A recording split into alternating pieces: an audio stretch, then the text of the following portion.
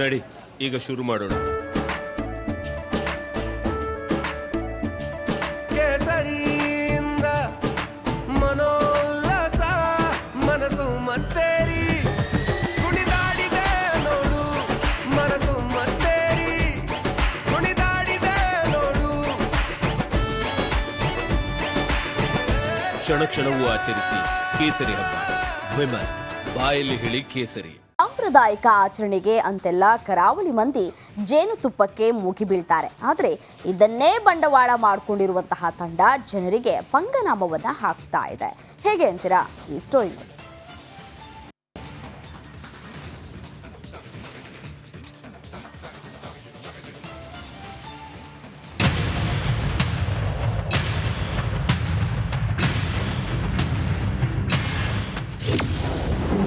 ಕೃಷ್ಣನೂರಿನಲ್ಲಿ ನಕಲಿ ಜೇನುತುಪ್ಪ ದಂಧೆ, ಹಣಕ್ಕಾಗಿ ಮಹಾಪಾಪಕ್ಕೆ ಇಳಿದ ತಂಡ.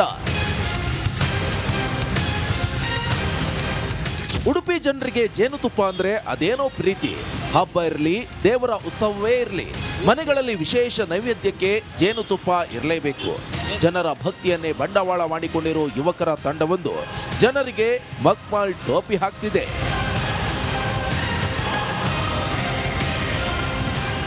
ಉಡುಪಿ ಜಿಲ್ಲೆ ಕಾಪು ತಾಲೂಕಿನ ಶಂಕರಪುರ ಪ್ರದೇಶದಲ್ಲಿ ತಂಡವೊಂದು ನಕಲಿ ಜೇನುತುಪ್ಪ ಮಾರಾಟ ಮಾಡ್ತಿತ್ತು. ಮಾಧ್ಯಮದ ತಂಡ ಜೇನುತುಪ್ಪದ ಅಸಲಿಯತ್ತು ತಿಳಿಯಲು ಅಖಾಡಕ್ಕೆ ಇಳಿತಾ ಇದ್ದಂತೆ ಸ್ಥಳದಿಂದ ಈ ಆಸಾಮಿಗಳು ಕಾಲ್ಕಿತ್ತಿದ್ರು. ಕಾಡಿನಿಂದ ನಾವು ತೆಗೆದು ತಂದಂಥ ಈ ಜೇನುತುಪ್ಪ ಅಂತ ಹೇಳಿ ಅದಕ್ಕೆ ಬೆಲ್ಲ ಸಕ್ಕರೆಗಳನ್ನು ಮಿಶ್ರಣ ಮಾಡಿ ಸಾರ್ವಜನಿಕರಿಗೆ ಒಂದು ಮೋಸ ಮಾಡುವಂಥ ಈ ಒಂದು ಯುವಕರ ತಂಡ ಈ ಒಂದು ಶಂಕರಪುರದಲ್ಲಿ ಪರಿಸರದಲ್ಲಿದ್ದು, ನಮ್ಮ ಶಂಕರಪುರದ ಅನೇಕ ನಾಗರಿಕರು ಈ ಒಂದು ಜೇನುತುಪ್ಪವನ್ನು ಖರೀದಿ ಮಾಡಿದ್ರು. ಆದರೆ ನಾವು ಹೋಗಿ ಅವರ ಹತ್ರ ಪ್ರಶ್ನಿಸಿದಾಗ ಆ ಜೇನುತುಪ್ಪವನ್ನು ನಾವು ಅಲ್ಲಿ ಅದನ್ನು ಕಂಡಿದ್ದೇವೆ, ಅದು ನಕಲಿ ಅಂತೇಳಿ ನಮಗೆ ಕಂಡು ಬಂದಾಗ ನಾವು ಅವರನ್ನು ಪ್ರಶ್ನಿಸಿದಾಗ ಅಲ್ಲಿಂದ ಓಡಿ ಹೋಗುವಂಥ ಕೆಲಸ ಅವರು ಮಾಡಿದ್ರು. ಅಸಲಿ ಜೇನುತುಪ್ಪ ಅಂತ ಮನೆಗಳ ಮುಂದೆ ಬರೋ ಈ ತಂಡ ಬೆಲ್ಲ, ಸಕ್ಕರೆ ಮತ್ತಿತರ ಬಣ್ಣಗಳನ್ನು ಹಾಕಿ ನಕಲಿ ಜೇನುತುಪ್ಪ ತಯಾರು ಮಾಡ್ತಿತ್ತು. ಗ್ರಾಮೀಣ ಪ್ರದೇಶದ ಜನರನ್ನೇ ಟಾರ್ಗೆಟ್ ಮಾಡ್ತಿದ್ರು.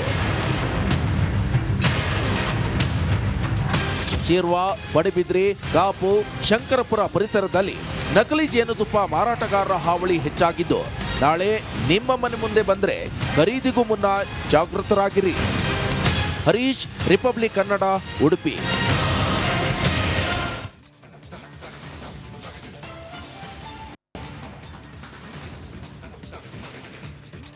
ಈಗಿನ ಮಕ್ಕಳ ಕೈಯಲ್ಲಿ ಬಹುತೇಕ ಆಟಿಕೆಗಳು ಚೀನಾ ಮೇಡ್, ಅದರಲ್ಲೂ ಬಹುತೇಕ ಎಲ್ಲವೂ ಪ್ಲಾಸ್ಟಿಕ್ನಿಂದ ತಯಾರಿಸಿತ್ತು.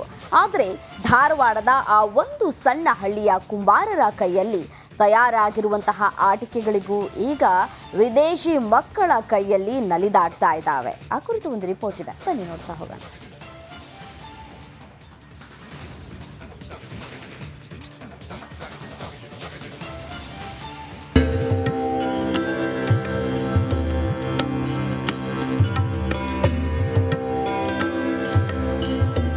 ಹದಗೊಳಿಸಿದ ಮಣ್ಣಿಗೆ ಪುಟ್ಟ ಪುಟ್ಟ ಆಟಿಕೆ ರೂಪ ನೀಡ್ತಿರುವ ಕುಂಬಾರರು ಆ ರೂಪಗಳಿಗೆ ಸುಂದರವಾದ ಬಣ್ಣ ಲೇಪಿಸಿ ಪ್ಲಾಸ್ಟಿಕ್ ಆಟಿಕೆಗಳಿಗೆ ಸೆಟ್ಟು ಹೊಡೆಯುವ ರೀತಿಯಲ್ಲಿ ಕಂಗೊಳಿಸುವಂತೆ ಮಾಡ್ತಿರೋ ಮಹಿಳೆಯರು.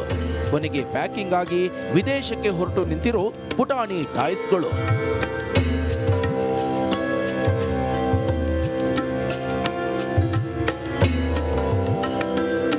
ಇದು ಧಾರವಾಡ ತಾಲೂಕಿನ ಮೊಗದ ಮಣ್ಣಿಗೆ ಅಂತಾರಾಷ್ಟ್ರೀಯ ಮಟ್ಟದಲ್ಲಿ ಮಾರ್ಕೆಟ್ ಒದಗಿಸಿಕೊಟ್ಟಿರೋ ತಿಗರಿ ಟಾಯ್ಸ್ ಸಾಹಸಗಾತಿಯ ಕತೆ. ಇದೆಲ್ಲದರ ಹಿಂದೆ ಇರೋದು ಈ ಗ್ರಾಮದ ದಾಕ್ಷಾಯಿಣಿ ಕುಂಬಾರ ಎಂಬ ಮಹಿಳೆ.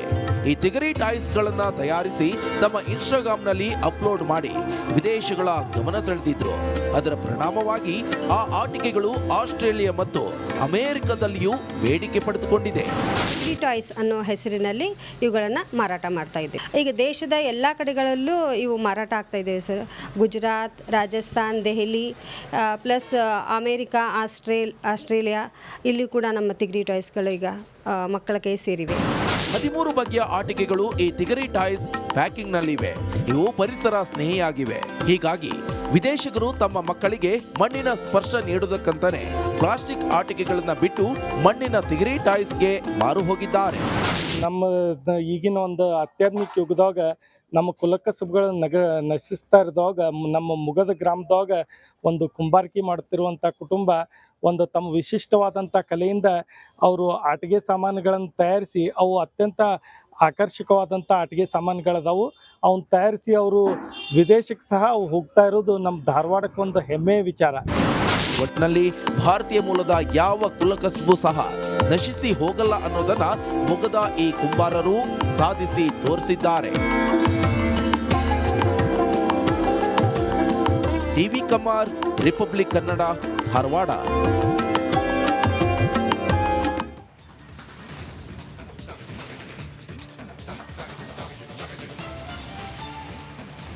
ಧಾರವಾಡವನ್ನ 7 ಗುಡ್ಡದ ಮೇಲೆ ನಿಂತಿರುವ ನಗರ ಅಂತಾರೆ. ಆದರೆ ಈಗ ಈ 7 ಶಿಖರಗಳ ಜೊತೆಗೆ ಮತ್ತೊಂದು ಗುಡ್ಡ ತಲೆ ಎತ್ತಿ ನಿಂತಿದ್ದು ಆ ಗುಡ್ಡವೀಗ ಭಯಾನಕ ಹೊಗೆಯನ್ನ ಉಗುಳೋಕೆ ಶುರು ಮಾಡಿದೆ. ಆ ಗುಡ್ಡದ ಹೊಗೆಗೆ ಹೆದರಿ ಸುತ್ತಮುತ್ತ ಇರುವಂತಹ ಜನ ಮನೆಗಳನ್ನ ಬಿಟ್ಟು ಓಡ್ ಹೋಗ್ತಾ ಇದ್ದಾರೆ. ಹಾಗಾದ್ರೆ ಏನಿದು ಹೊಗೆ ಗುಡ್ಡ ಅನ್ನೋದರ ಡೀಟೇಲ್ಸ್ ಇಲ್ಲಿದೆ ನೋಡಿ. ಘನತ್ಯಾಜ್ಯ ವಿಲೇವಾರಿ ಘಟಕ ಧಗಧಗ, ದಟ್ಟ ಹೊಗೆಗೆ ಜನರು ಕಂಗಾಲು.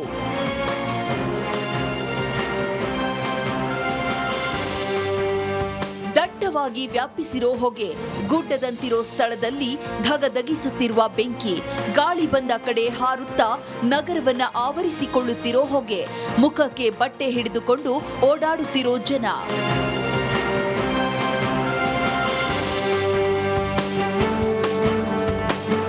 ಇದು ಧಾರವಾಡದ ಹೊಗೆಗುಡ್ಡದ ಕತೆ.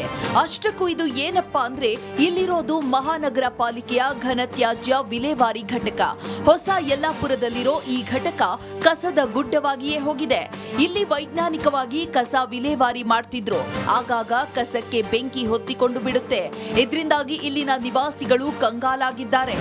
ಈ ಸಮಸ್ಯೆ ಇದು ಇವತ್ತಿನ ಸಮಸ್ಯೆ ಅಲ್ಲ. ಇದು ಸುಮಾರು ಒಂದು 5-6 ವರ್ಷ ಆಯ್ತು. ಇದು ಈ ಗಾರ್ಬೇಜ್ ಪಾಯಿಂಟ್ ಸಮಸ್ಯೆ ಇಶ್ಯೂ ಆಗಿ ದಿನ ನೈಟ್ ಸ್ಟಾರ್ಟ್ ಆಗ್ಯದ್ರಿ. ಇದು ಹಿಂಗೆ ಹೊಗೆ ಏನಾರ ಆದಾಗ ನಾವು ಏನ್ ಮಾಡ್ತೀವಿ, ಮನವಿ ಕೊಡ್ತೀವಿ ನಾವು DC ಗಳಿಗೆ, ಆಮೇಲೆ HDMC ಕಮಿಷನ್ಗೆ ನಾವು ಮನವಿ ಕೊಡ್ತೀವಿ. ಮನವಿ ಕೊಟ್ಟಾಗ ಏನ್ ಮಾಡ್ತಾರೆ ತಾತ್ಕಾಲಿಕ ಸ್ಪಂದಿಸ್ತಾರೆ ಅಷ್ಟೇ. ಈ ತ್ಯಾಜ್ಯವನ್ನ ಬಯೋ ಮೈನಿಂಗ್ ಮೂಲಕ ಸಂಸ್ಕರಿಸುವ ಕಾರ್ಯವೂ ನಡೆದಿದೆ. ಆದರೂ ಕಸಕ್ಕೆ ಬೆಂಕಿ ಹೊತ್ತಿಕೊಳ್ಳುವುದು ಮಾತ್ರ ನಿಲ್ಲುತ್ತಿಲ್ಲ. ಇದರಿಂದ ಜನ ರೋಸಿ ಹೋಗಿದ್ದಾರೆ. ಕಸ ವಿಲೇವಾರಿ ಮಾಡಲಾಗದೆ ಪಾಲಿಕೆಯವರೇ ಹೀಗೆ ಬೆಂಕಿ ಹಚ್ಚಿ ಕಸ ಸುಡುತ್ತಿದ್ದಾರೆ ಅನ್ನೋದು ಸ್ಥಳೀಯರ ಆರೋಪ. ಈ 2 ದಿವಸದಿಂದ ಆಯ್ತು ಈ ಪರಿ ಬೆಂಕಿ ಹಚ್ಚಿ ಪಾಲಿಕೆಯವರು ಈ ಪರಿ ಬೆಂಕಿ ಹಚ್ಚಿ ಅದನ್ನ ಕರಗಿಸುವಂತ ಕೆಲಸ ಮಾಡತ್ತಾರ. ಆ ಮನಿ ಕಸ ಒಯ್ಯಕ್ ಬರ್ತಾರ. ಅವಾಗ ಹೇಳ್ತಾರ ಕಸ ಸುಡುವುದರಿಂದ ಜೀವಕ್ಕೆ ಹಾನಿ ಆಗ್ತೈತಿ, ಯಾರು ಸುಡಬೇಡ್ರಿ ಅಂತಾರ. ಬಟ್ ಇಡೀ ಧಾರವಾಡ ನಗರದ ಕಸ ತಗೊಂಬಂದು ಇಲ್ಲಿ ಸುಡುವಂತ ಪ್ರಕ್ರಿಯೆ ಅವ್ರು ಮಾಡತ್ತಾರ. ನಾವು ಹೇಳಿದ್ರೆ ಅದು ಏನು ಯಾವುದೇ ರೀತಿ ಅವರು ಇದನ್ನ ಮಾಡ್ತಾ ಇಲ್ಲ, ಏನು ನಮಗೆ ಸ್ಪಂದಿಸ್ತಾ ಇಲ್ಲ.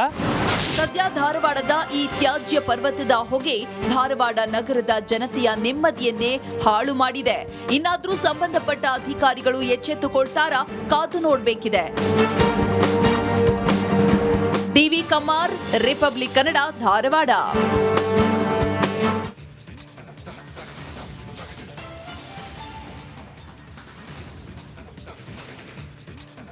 ಬರಗಾಲಕ್ಕೆ ಜನ ಜಾನುವಾರುಗಳು ಹೈರಾಣಾಗಿವೆ.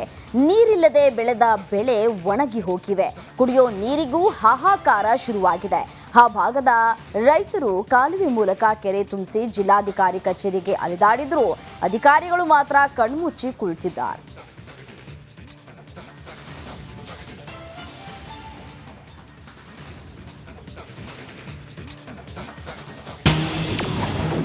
ಕುಡಿಯುವ ನೀರಿಗಾಗಿ ರೈತರು ಪರದಾಟ. ನೀರು ಬಿಡದಿದ್ರೆ ಹೋರಾಟದ ಎಚ್ಚರಿಕೆ.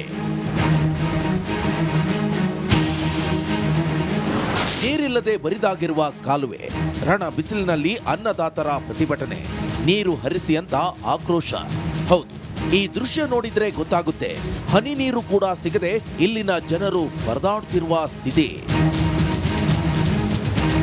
ವಿಜಯಪುರ ಜಿಲ್ಲೆಯ ನಾಗಠಾಣ ಕ್ಷೇತ್ರದ ರೈತರು ಕಳೆದ 3 ತಿಂಗಳಿನಿಂದ ಕುಡಿಯುವ ನೀರಿಗಾಗಿ ಪರದಾಡ್ತಿದ್ದಾರೆ. ಕಾಲುವೆ ಮೂಲಕ ಕೆರೆಗೆ ನೀರು ತುಂಬಿಸಿ ಅಂತ ಜಿಲ್ಲಾಡಳಿತ ಕಚೇರಿಗೆ ಅಲ್ದಾಡ್ತಿದ್ದಾರೆ. ಈ ಬಗ್ಗೆ ಸಾಕಷ್ಟು ಬಾರಿ ಮನವಿ ಕೊಟ್ಟಿದ್ರು ಸಮರ್ಪಕವಾಗಿ ನೀರು ಕಾಲುವೆಗೆ ಹರಿಸಿಲ್ಲ ಅಂತ ಆರೋಪಿಸಿ ರೈತರು ಆಕ್ರೋಶವನ್ನ ಹೊರಹಾಕಿದ್ದಾರೆ.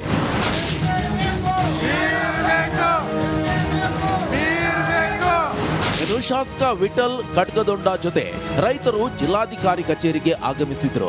ಈ ವೇಳೆ ಮೇ 9ರಂದೇ ಕಾಲುವೆಗೆ ನೀರು ಬಿಡುಗಡೆ ಸಂಬಂಧಪಟ್ಟಂತೆ ಬೆಳಗಾವಿ ಪ್ರಾದೇಶಿಕ ಆಯುಕ್ತರು ಆದೇಶವನ್ನ ಹೊರಡಿಸಿದ್ರು. ನೀರು ಬಿಡುಗಡೆಗೆ ಕ್ರಮ ಕೈಗೊಳ್ಳಲಾಗುವುದು ಅಂತ ಜಿಲ್ಲಾಧಿಕಾರಿ ಟಿ ಭೂಪಾಲನ್ ಹೇಳಿದ್ದಾರೆ. ಜಿಲ್ಲಾಧಿಕಾರಿಗಳ ಜೊತೆ ಭೇಟಿಯಾಗಿ ಈ ಮುಂಚೆ ಸಿದ್ದರಾಮಯ್ಯನವರು ಇಲ್ಲಿ ಕಾರ್ಯಕ್ರಮಕ್ಕೆ ಬಂದಾಗ IBC ಇಂಡಿ ಬ್ರ್ಯಾಂಚ್ ಕೆನಲ್ಗೆ, ಅದರಲ್ಲಿ ಎಸ್ಪೆಷಲಿ ನಾಗಠಾಣ ಮತಕ್ಷೇತ್ರಕ್ಕೆ 135 ಕಿಲೋಮೀಟರ್ದಿಂದ 172 ಕಿಲೋಮೀಟರ್ ತನಕ 1 TMC ನೀರನ್ನು ಹರಿಸಬೇಕು. ಮುಂಬರುವ 3-4 ದಿನಗಳಲ್ಲಿ ನೀರು ಹರಿಸದೇ ಇದ್ರೆ DC ಕಚೇರಿ ಎದುರು ಉಗ್ರ ಹೋರಾಟ ಮಾಡೋದಾಗಿ ರೈತರು ಎಚ್ಚರಿಕೆ ಕೊಟ್ಟಿದ್ದಾರೆ. ಅವ್ರು ಏನು ಹೇಳಿದ್ರು 2-3 ದಿವಸದಾಗ ನಿಮ್ಗೆ ಎಟ್ಟೋತಿದ್ರು ನೀರು 135 ಹಿಡ್ಕೊಂಡು 170 ತನಕ ನೀರು ನಾವು ಕೊಟ್ಟೇ ತೀರ್ತೀವತ್ತು ಅವರು ಭರವಸೆ ಕೊಟ್ರೆ ಆ ಮಾತಿಗೆ ನಾವು ಎಲ್ಲ ರೈತರು ಕೂಡಿಕೊಂಡು ವಾಪಸ್ ಹೊಂಟಿದ್ದೆವು. ಒಂದು ವೇಳೆ ನೀರು ಜರ್ತಕ್ಕೆ ಬರಲಿಲ್ಲ ಅಂದ್ರೆ 2 ತಿಂಗಳು ಹೆಂಗೆ ಆಶ್ವಾಸನೆ ಕೊಟ್ಟರೆ ಅದೇ ಥರ ಮುಂದೆ ಜರ್ತಕ್ಕೆ ವರ್ಷದಂದ್ರೆ ನಾವು DC ಆಫೀಸ್ ಮುಂದೆ ಇಲ್ಲೇ ಉಪವಾಸ ಸತ್ಯಾಗ್ರಹ ಮಾಡ್ಬೇಕಂತೇಳಿ ಎಲ್ಲ ರೈತರು ಕೂಡಿಕೊಂಡು ಇದು ನಾವು ಡಿಸೈಡ್ ಮಾಡಿದೆವು. ಒಟ್ನಲ್ಲಿ ಕಾಲುವೆಗೆ ನೀರು ಹರಿಸದಿದ್ರೆ ರೈತರು ಪ್ರತಿಭಟನೆ ಮಾಡೋದು ಫಿಕ್ಸ್. ಅಧಿಕಾರಿಗಳು ಎಚ್ಚೆತ್ತುಕೊಳ್ತಾರಾ? ಕಾದು ನೋಡಬೇಕಿದೆ. Cameraman Sunil Joy